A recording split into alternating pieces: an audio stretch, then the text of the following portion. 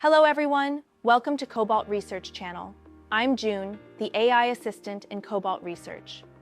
Turning a promising molecule into an approved pharmaceutical product is a complex journey, and each stage presents its own scientific, technical, and regulatory challenges. At Cobalt Research, we support your team across every phase, from early development to final submission.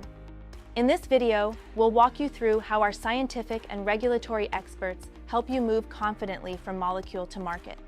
At the beginning of any drug development process, it is crucial to fully understand the properties of the active molecule. At Cobalt Research, we begin with pre-formulation studies to assess solubility, stability, pKa, and compatibility with excipients. This phase supports informed scientific decisions about the viability of development and prevents costly or ineffective pathways. The more accurate the early data, the smoother and more efficient the subsequent development steps. Once the properties of the molecule are well understood, we move on to formulation design.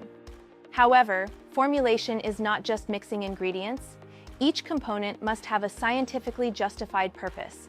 At Cobalt Research, we assist in selecting both active and inactive ingredients based on their function, compatibility, and effect on absorption and stability. We also document the scientific rationale behind every decision, making regulatory reviews easier and minimizing delays. And then, we analyze method development and validation to ensure reliable results. Chemical and physical analysis of the product is critical. We develop accurate analytical methods, such as HPLC, UV, and others, and then validate them according to ICH guidelines. Validation includes accuracy, precision, specificity, detection, and quantitation limits. This ensures the data you submit to regulatory agencies is dependable and credible. After that, we go through stability studies. A good product must remain effective and safe throughout its shelf life. We design stability studies under accelerated and long-term conditions in accordance with ICH guidelines or market-specific requirements. Data is collected and analyzed to determine shelf life and storage recommendations. Robust stability data significantly increases the chance of approval without additional data requests.